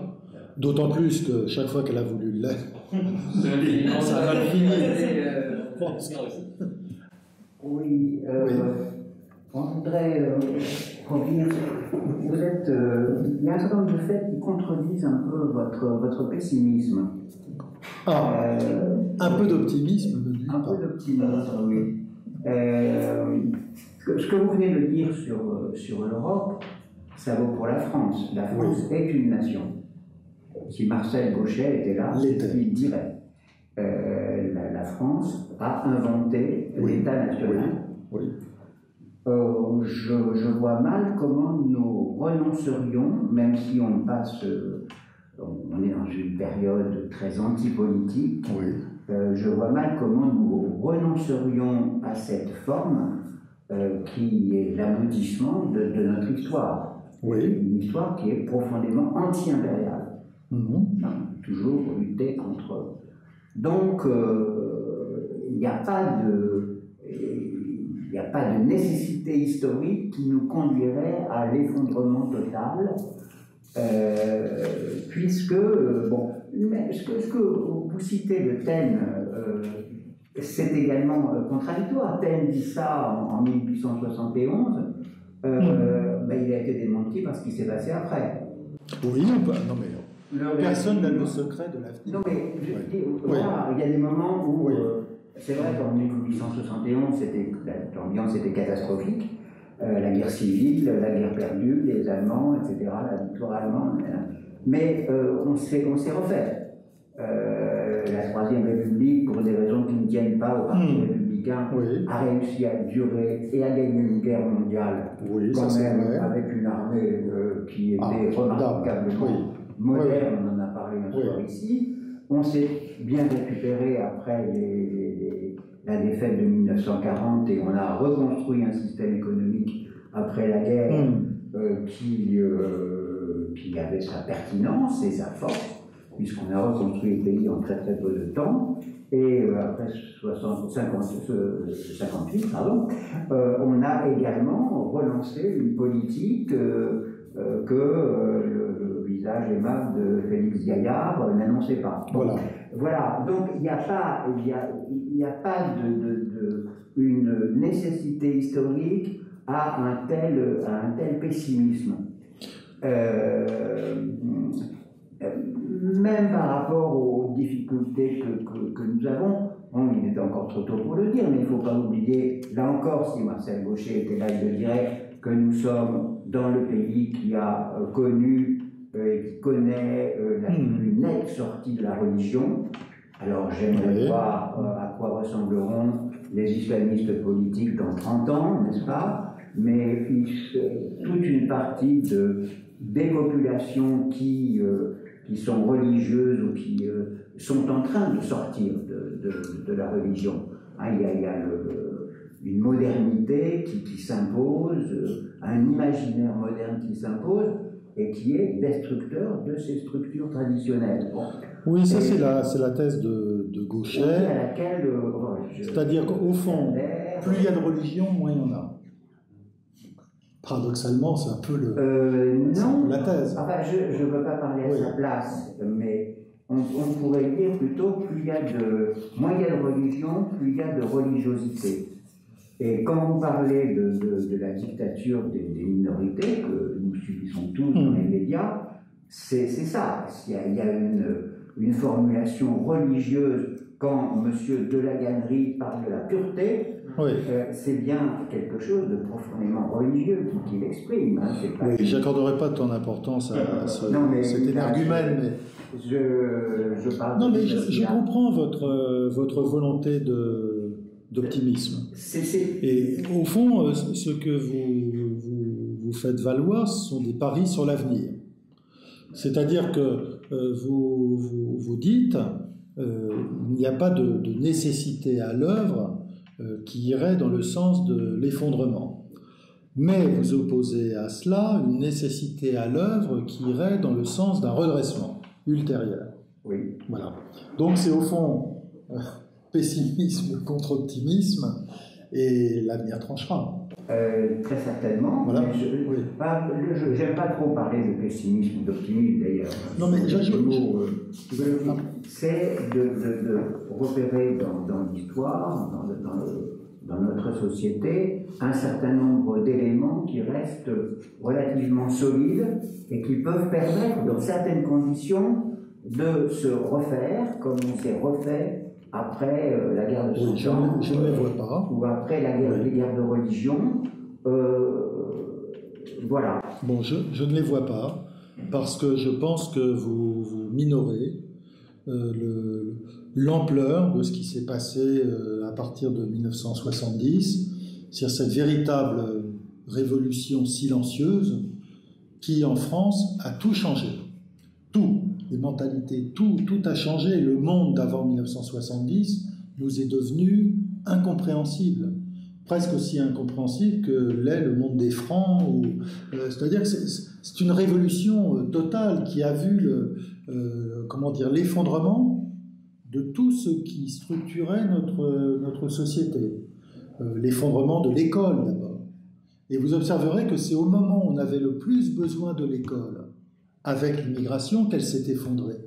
Alors que c'était quand même le travail de l'école de faire des Français, et c'est ce qu'elle avait fait très bien, et vous rendez justement hommage à la Troisième République. Donc c'est là qu'elle nous a fait défaut. L'armée, qui était un outil d'intégration, qui elle aussi a disparu au moment où, même c'est un outil qui ne fonctionnait pas très bien, mais quand même, au moment où on en avait le plus besoin. Et puis nos deux grandes églises ont disparu presque en même temps, la catholique, la communiste, qui, indépendamment de l'aspect spirituel d'un côté, idéologique de l'autre, étaient des forces sociales d'ancrage et d'enracinement qui structuraient la société. Et tout ça s'est évanoui en l'espace de quelques années, dans les années 70. Et ça nous a laissé complètement, éviscérés.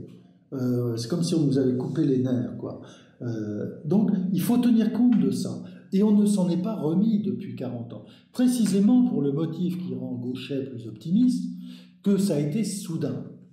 C'est-à-dire que la sortie du catholicisme a été aussi brutale en France qu'elle l'a été au Québec, par exemple. Mais le Québec, c'est pas très important, c'est tout petit. Mais l'effondrement du communisme a été lui aussi, du communisme culturel, a été lui aussi, et vous savez le rôle qu'il a joué dans les classes populaires. Et au fond, c'était une force très conservatrice, parce que qui véhiculait des valeurs familiales, sur le travail, sur le respect, la culture, très conservatrice au fond. C'était un peu l'envers de la culture bourgeoise, mais c'était son envers complémentaire.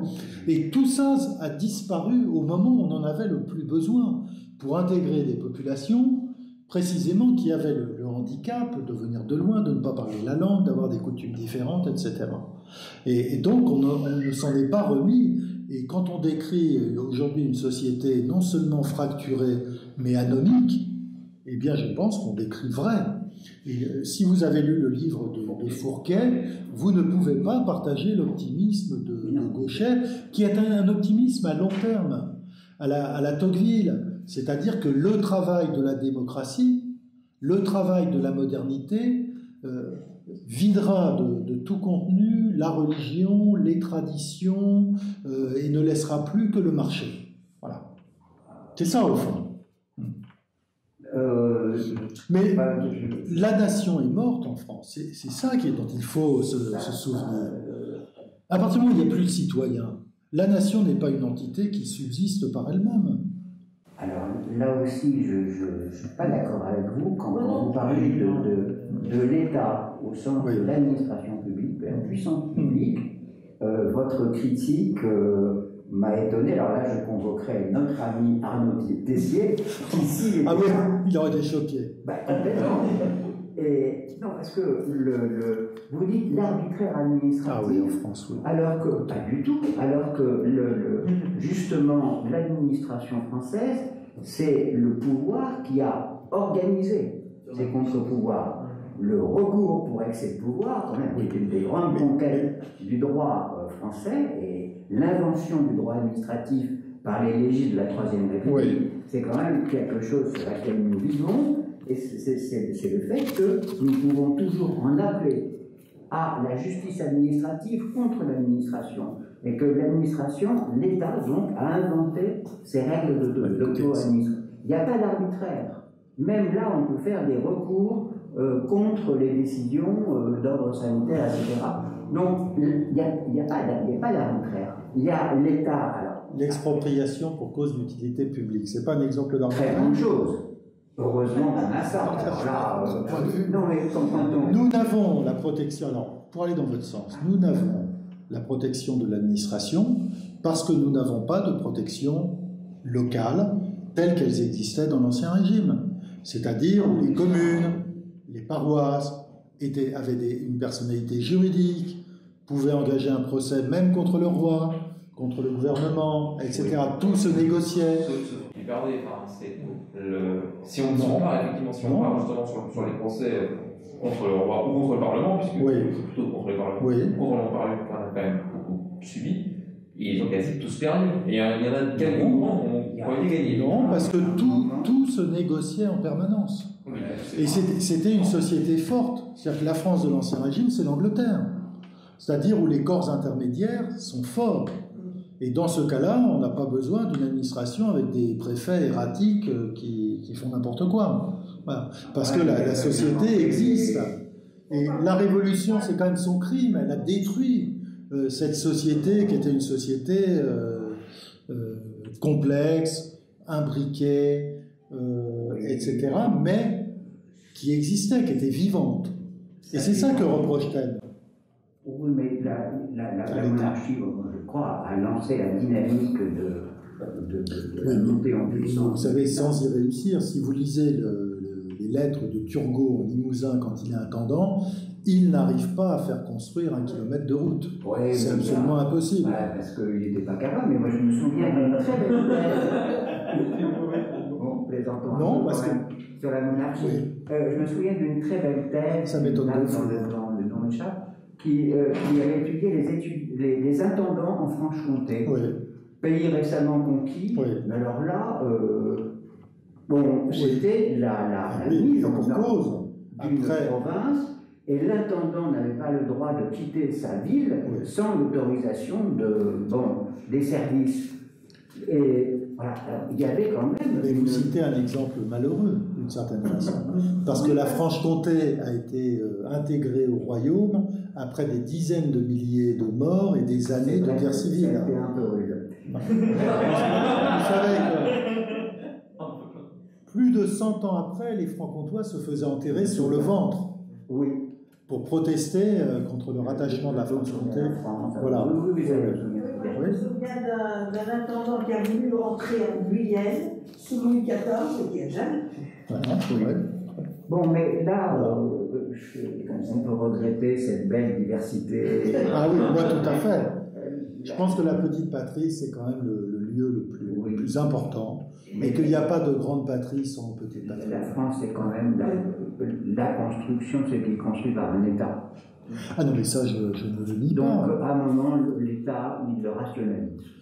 Et je pense que toute cette histoire s'est désagrégée très vite à partir des années 70, et que nous vivons aujourd'hui dans ce monde entièrement nouveau qu'a créé cette révolution silencieuse. Et que tout ce qui faisait, tout ce qui était important dans notre nation, la politique, l'État, toutes sortes de valeurs autour de l'école, autour de la famille, parce qu'au fond, la République française, c'est une synthèse de l'histoire passée. Et la Troisième République, très intelligemment, s'est efforcée de mettre au banc Robespierre et ses émules pour trouver une formule acceptable par tout le monde. Alors, bien sûr, il y a eu la crise religieuse en 1905, mais quand même, ils ont fait cet effort. Et ils ont réussi à bâtir une communauté autour d'une histoire plus ou moins réconciliée, plus ou moins bien réconciliée. Et tout ça a duré jusqu'aux années 60. Ça a eu un petit bail supplémentaire grâce à De Gaulle, au fond. Mais à partir après mai 68, et pour moi, mai 68 est un événement capital dans l'histoire française, eh bien, tout a volé en éclats, et très vite. Alors peut-être que c'est un pays qui avait maintenu ses traditions plus longtemps que les autres. Peut-être parce que le monde paysan, qui est toujours le conservatoire des traditions, a duré plus longtemps qu'ailleurs. Et alors que l'agriculture avait disparu déjà dans beaucoup de pays, ici, elle était encore... regardez les films de Jacques Tati... vous savez, il fait le facteur, je ne m'en rappelle plus, Jour de fête. 1946. vous voyez une France qui pourrait être celle de 1820. Les plus vieux ici Ah, mais ont connu cette il n'y France. avait pas de vélo en 1800. Non, il n'y avait pas de vélo. Il n'y avait même pas les. Si, il y avait les premières draisiennes. Il n'y mais- avait pas de vélo. Mais donc, une France de paysans, celle qui fera encore la guerre de 14. Hein, voilà. Mais ça aussi, les guerres, ça a joué pour unir. Ben, bien sûr, ça unit. Parce que ça faisait sortir les gens de leur terroir. Il y a un très beau livre d'Eugène Weber, La fin des terroirs. Oui. Il explique l'unification de la France seulement vers 1880. Et en fait, au début du XXe siècle, c'est-à-dire que l'unité de la France, elle n'existe pas avant. Même à la guerre de 14, il y avait Oui. des soldats qui ne comprenaient pas le français. Ils ne parlaient pas français, oui, bien sûr. Oui. Oui, tout à fait. C'est le chemin de fer, l'école, la presse qui ont fait l'unité de la France. Ça a duré à peu près un siècle. Et au fond, cette France encore largement paysanne, partiellement catholique, qui est encore là au début des années 60, hein, avec l'école républicaine est encore là. Je me souviens de mon instituteur en blouse, et de moi en blouse d'ailleurs aussi. Donc dans les début des années 60, c'est encore cette France qui a un siècle d'âge, qui est née avec la Troisième République. Et elle vole en éclats d'un coup, à partir de 1970. Bon, il y a des raisons qu'on peut comprendre, parce que c'est vrai que les relations de travail étaient quand même étouffantes, très hiérarchiques au temps de De Gaulle. Et donc, c'est une libération réellement les années 70. Les garçons demandaient justement de pouvoir aller dans le dortoir des filles, et qu'aujourd'hui, les extrêmes féministes qui veulent. Ouais, c'est l'ironie de l'histoire, vous savez. Les ruses de l'histoire, comme disait Marx. Ça nous faudra malheureusement arrêter cette discussion. Oui, Révolution. oui. Ça, c'est des études qu'on devrait relire. On ne les cite plus jamais, mais qui montrent quand même au plus près, c'est-à-dire matériellement, la construction de cette nation. Mais moi, je suis pas aussi optimiste que vous, et je le regrette, croyez bien, sur le devenir de notre nation. Encore une fois, je ne suis pas, c'est pas une question d'optimisme, c'est le fait qu'il y a des éléments très solides encore dans notre pays. Je l'espère. Qui pourraient nous permettre de sortir de cette impasse dans laquelle nous sommes, de ce fatalisme qui gagne effectivement. En tout cas, merci. Merci à vous, merci de votre invitation.